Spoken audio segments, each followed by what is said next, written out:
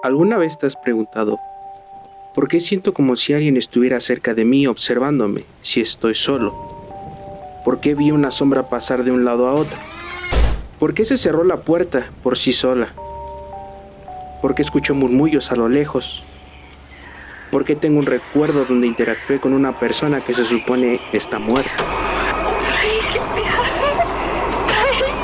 I do not accept this. For the sake of your sanity, pray it isn't true. The Legend of Hell House. En esta ocasión estaré explicando de una manera razonable, lógica, científica y sobre todo escéptica algunos de estos fenómenos comúnmente conocidos como fantasmas. Este video no está hecho con el propósito de atacar las creencias de las personas, sino cuestionarlas y por ende replantearlas. Y si ninguna de las causas concuerda con algún caso, no pasa nada, ya que esto tiene que ver con su propia experiencia, contexto y cultura. Y posiblemente alguien haya sido testigo de algo que no se puede explicar, aún. Pero primero que todo hay que saber qué es un fantasma. Para esto no necesitas ser un genio para dar una descripción concisa. Solo hace falta buscar en Google. Figura irreal, imaginaria o fantástica y normalmente incorpórea que alguien cree ver. Especialmente imagen de una persona fallecida que se parece a alguien. Imagen o idea irreal creada por la imaginación, especialmente la que está impresa en la memoria de forma atormentadora. Pero claro, no solo hay que quedarse con una definición, así que recurriremos a la irrefutable y creíble Wikipedia. Los fantasmas, del griego aparición en el folclore de muchas culturas, son supuestos espíritus o almas errantes de seres muertos que se manifiestan entre los vivos de forma perceptible, principalmente en lugares que frecuentaban en vida o en asociación con sus personas cercanas. Pero en general no existe una definición o un concepto de lo que es un fantasma concretamente, ya que puede ir desde objetos inanimados moviéndose por sí solos, figuras difusas en el ambiente o tener comunicación directa con estos entes. Ahora que ya sabemos qué es un fantasma, lo que nos indica que es un espíritu, ahora toca saber qué es un espíritu. Entidad abstracta tradicionalmente considerada la parte inmaterial que, junto con el cuerpo o parte material, construye el ser humano. Se le atribuye la capacidad de sentir y pensar. Y ahora surge la pregunta de dónde salió el concepto de espíritu. La palabra espíritu viene del latín spiritus, que significa soplo, aire, derivación de respirar, spirar. Se piensa que la etimología surge debido a que cuando un ser humano fallece, lo más notorio que se pierde es la respiración. Así que se llegó a la conclusión de que cuando una persona fallece, ese respiro, ese espíritu, se transportaba a otro lugar o se quedaba en el lugar donde había fallecido. Este pensamiento no es nuevo, ya que tiene su origen en los inicios de la humanidad, porque para los humanos primitivos era evidente que cuando un cuerpo ya no hablaba, respiraba o se movía, ya no era la persona que plasmaba rasgos específicos del ser humano, conciencia, sentimientos o recuerdos. Algo se había ausentado. Aquí es donde entra en juego el primer factor: la teoría de la mente en psicología, la cual describe nuestra capacidad como individuos para atribuir pensamientos o intenciones a los demás. Por ejemplo, si yo me muevo es porque así lo deseo, y si otra persona se mueve es porque también tiene una mente igual a la mía, y si ya no se mueve, esa mente abandonó el cuerpo. El otro factor en juego es la detección de agentes, la cual es la inclinación de animales a suponer la intervención de otro agente inteligente en situaciones que lo involucran o no. Estos dos factores triunfaron evolutivamente, ya que nos permitían anticipar las acciones de otros seres vivos. Pero esto a su vez resultó en la filosofía dualismo cuerpo-mente, en el que la mente y el cuerpo son dos conceptos diferentes y separables, pudiendo la mente existir sin un cuerpo físico. Esto evolucionó posteriormente a un animismo primitivo, la cual es la creencia religiosa en el que se le atribuyen a los objetos o fenómenos de la naturaleza un principio vital o un ánima. Juntando estos fenómenos con los fenómenos palpables como la descomposición cadavérica, se crea una apofonía que desarrolla una ilusión de agrupamiento y eureka, tenemos un fantasma.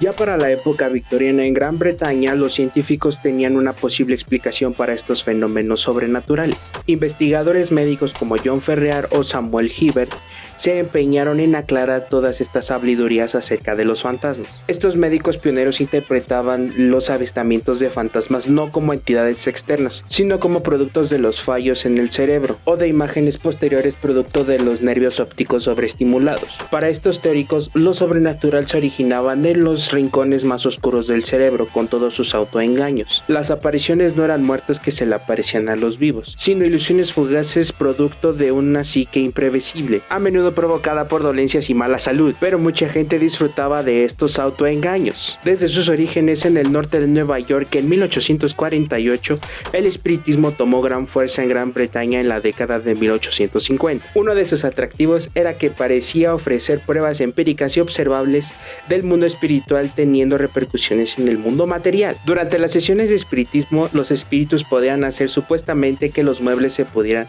mover solos. Tanto así que el eminente físico Michael Faraday se propuso aclarar todos estos fenómenos, ideando el efecto ideomotor para demostrar que estos fenómenos no tenían nada que ver con fantasmas. En su lugar, era el producto de los movimientos inconscientes musculares de los participantes en la sesión de espiritismo. Varios científicos de diversos campos se unieron a la marcha del intelecto, un intento de reducir las experiencias de las personas con fantasmas y otros fenómenos relacionados con la percepción humana. Pero muchos victorianos no estaban satisfechos, por lo que las historias de folclore de fantasmas y lo sobrenatural siguieron rondando en las urbes de Gran Bretaña victoriana. Incluso algunos científicos sentían curiosidad por este fenómeno. La Sociedad de la Investigación Psíquica, creada en 1882, creía que nada debía quedar fuera del alcance de la investigación científica, incluidos los fantasmas. Dirigida por Henry y Eleanor Sidgwick y William Barrett, los miembros de la sociedad estaban dispuestos a apostar su reputación por sus descubrimientos. Varios subcomités investigaron el hipnotismo, la telepatía, las sesiones de espiritismo y las apariciones. Sus trabajos ayudaron a desenmascarar fraudes y tuvieron cuidado de aplicar mediciones científicas a sus investigaciones.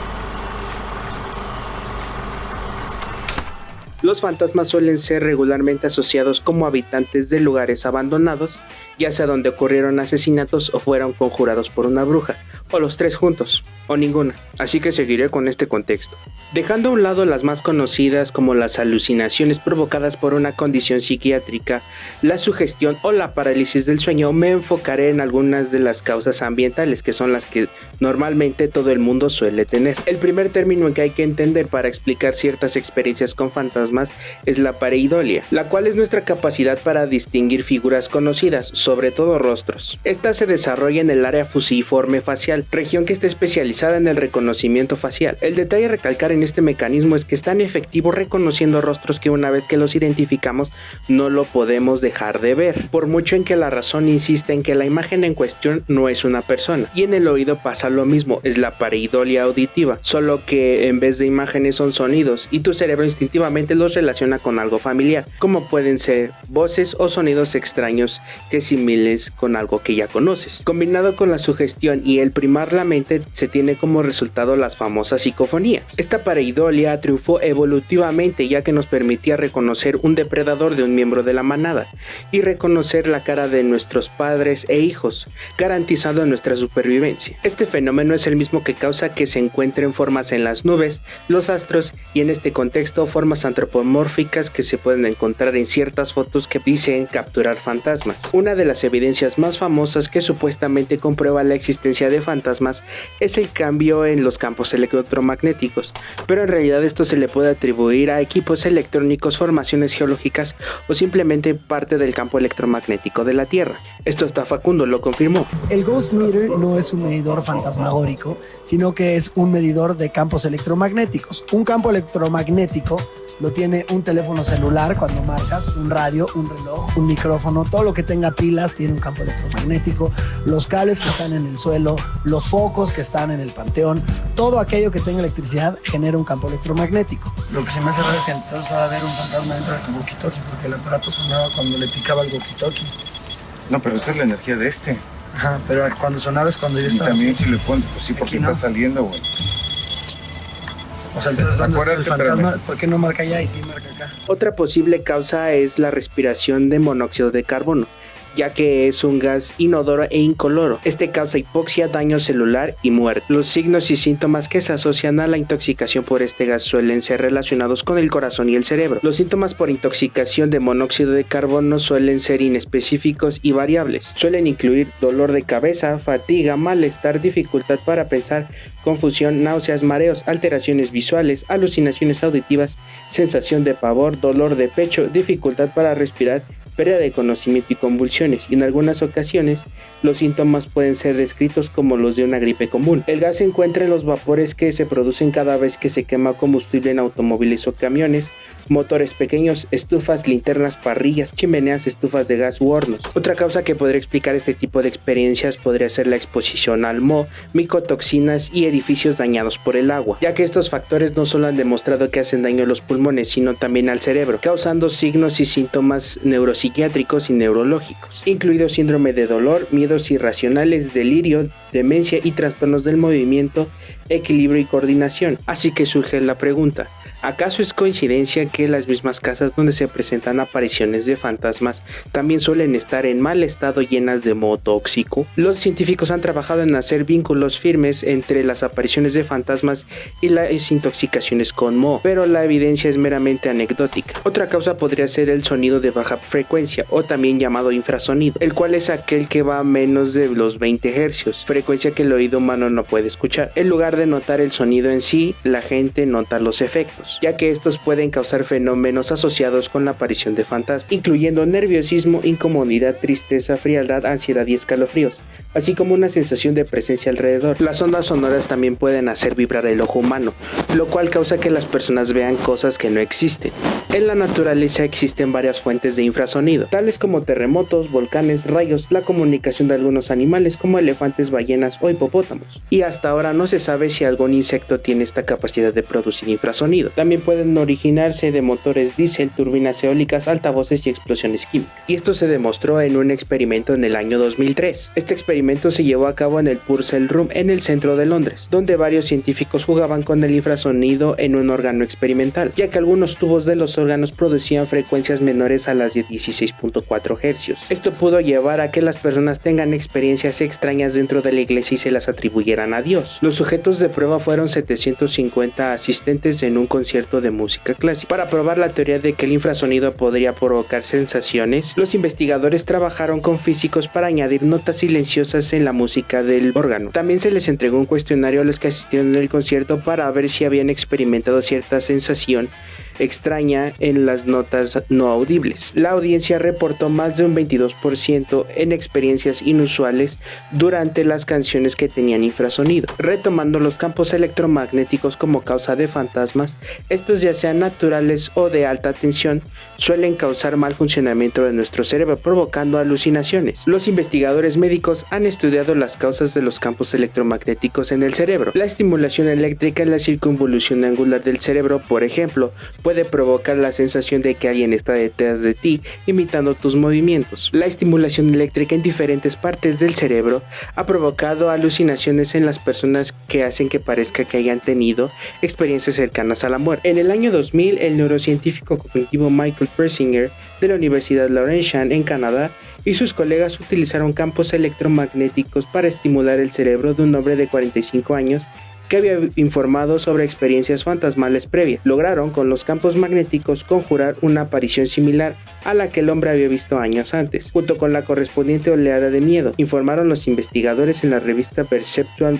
and Motor Skills. Al año siguiente, en la misma revista, Persinger y sus colegas informaron sobre el extraño caso de una adolescente que dijo haber sido embarazada por el Espíritu Santo y sintió la presencia invisible de un bebé en su hombro izquierdo. La niña había experimentado una lesión cerebral anteriormente en su vida, pero el trauma no fue el único motivo de la visita religiosa. Junto a la cama de la niña había un reloj eléctrico que generaba pulsos magnéticos similares a los que se utilizaban para desencadenar convulsiones en ratas epilépticas. Una vez que se quitó el reloj, la sensación de presencia se desvaneció. Persinger y sus colegas argumentan que algunas personas son particularmente propensas a la interrupción de los lóbulos temporales, que son donde el cerebro sintetiza la información. Otra causa podría ser que el recuerdo que tengas con un fantasma en realidad es falso, ya que todos los recuerdos que se tienen están llenos de muchos errores. Los falsos recuerdos suelen ser ricos en detalles, pero no tanto como una fantasía elaborada. Esto se debe a que nuestra percepción del mundo es profundamente imperfecta. El cerebro solamente recuerda una pequeña parte de lo que en realidad experimentamos en ese momento. Y cada vez que recordamos algo tenemos la capacidad para modificar al recuerdo que queremos acceder. Los recuerdos falsos se producen mediante que los mismos procesos de los recuerdos reales, una huella mental que deja la experiencia original. Algunos científicos creen que la cognición funciona para prepararnos para los escenarios del futuro. Por ejemplo, si pasa esto, ocurrirá aquello. El proceso se basa en reunir y retener la información de cómo se comporta nuestro ambiente con relación a nuestras acciones. En este caso, una conjetura plausible como lo es un falso recuerdo es mejor que no tener ninguna pista. De este modo, un recuerdo falso puede sugerir escenarios alternativos para la toma de decisiones. Una vez Elizabeth Loftus dijo: solo porque alguien te cuente algo con mucha confianza, detalle y emoción no significa que realmente haya sucedido. Por lo tanto, no es de extrañar que se le puedan implantar falsos recuerdos a las personas presentándole pruebas falsas. Chris French dijo: la memoria no funciona como una cámara de video que graba con precisión todos los detalles de los acontecimientos presenciados. En cambio, es un proceso constructivo donde normalmente recordamos lo esencial de un acontecimiento más que los detalles exactos. Cuando se construye un recuerdo pueden producirse errores. Solemos rellenar las lagunas de nuestros recuerdos con lo que pensamos que debimos experimentar y no lo que realmente experimentamos. También podemos incluir errores de información posterior al suceso y no se es consciente de que esto ocurrió. No solo distorsionamos los recuerdos de los acontecimientos que hemos presenciado, sino que podemos tener recuerdos de acontecimientos falsos que nunca ocurrieron. Actualmente no hay una forma de distinguir un recuerdo falso o verdadero sin pruebas independientes. Otra causa puede ser la sensación de presencia, que normalmente se le atribuía a alguna condición neurológica o psiquiátrica, pero ahora se sabe que lo pueden experimentar personas completamente sanas. Gracias a los investigadores de la Escuela Politécnica Federal de Lausana en Suiza, han conseguido ahora recrear esta ilusión en un laboratorio con individuos sanos. Olaf Blank y su equipo han sido capaces de recrear la ilusión de una presencia en un laboratorio, demostrando que este fenómeno en realidad es el resultado de una alteración de las señales cerebrales sensoriomotoras, que intervienen en la generación de la autoconciencia al integrar información de nuestros movimientos y la posición de nuestro cuerpo en el espacio. El experimento interfirió en la información sensomotora de los participantes de tal manera que sus cerebros dejaron de identificar esas señales como pertenecientes a su propio cuerpo, para interpretarlas como las de otra persona. Llevaron a cabo el experimento de disonancia en la que los voluntarios, con los ojos vendados, realizaron movimientos con su mano delante de su cuerpo. Detrás de ellos, un dispositivo robótico reproducía sus movimientos, tocándolos en la parte posterior con un retraso temporal entre el movimiento del participante y el toque del robot. En estas condiciones asíncronas, que distorsionan la percepción temporal y espacial, los investigadores pudieron recrear la ilusión del fantasma. Los participantes no tenían conocimiento del propósito del experimento. Tan solo 3 minutos después de que comenzara, los investigadores les preguntaron lo que sentían. Varios de ellos dijeron haber notado la presencia de manera clara e incluso contaron hasta 4 fantasmas. Para algunos, la sensación resultó tan fuerte que pidieron detener el experimento. Aún con todas estas explicaciones de las posibles causas de los fantasmas, surge la pregunta: ¿por qué la gente sigue creyendo en fantasmas? Esto se debe a que como seres humanos nos aterra la idea de que vamos a desaparecer y de que no hay nada después de la muerte. Entonces tendemos a crear fantasías que funcionan como placebos para consolarnos acerca de la incógnita de lo que hay después de la vida. En este caso, después de la muerte. Esto nos alienta a escribir historias, libros, filmar películas, lo cual hace que al entremezclarse inevitablemente con los recuerdos de algunas personas aumente su fe en cierto tipo de apariciones, que suelen ser provocadas por alguna de las causas anteriores, alimentando a su vez la creencia en las masas. Y otra causa también podría ser que pues es una buena estrategia de marketing, ya que pues es muy evidente que una película de terror que diga que está basada en hechos reales suele generar más ganancias. Pero también la gente no suele razonar que existen otros factores como la libertad creativa o la alteración de los hechos para hacer este producto más rentable. Pero no todo es malo, ya que en celebraciones como Halloween en países angloparlantes, Día de Muertos en países hispanohablantes y el Festival de los Fantasmas en Asia son festivales que nos recuerdan el reino de los muertos. Pero esto nos podría instruir en ciertas lecciones acerca de la moral, ya que en ese sentido fantástico los fantasmas suelen buscar justicia desde el más allá. Pueden pedírselo a ciertos individuos o a la sociedad entera.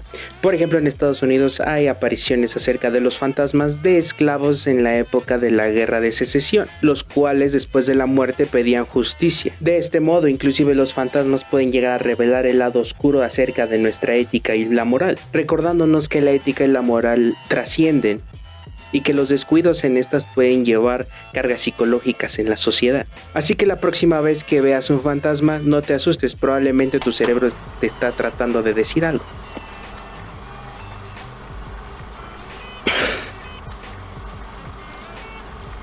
Ya, corto.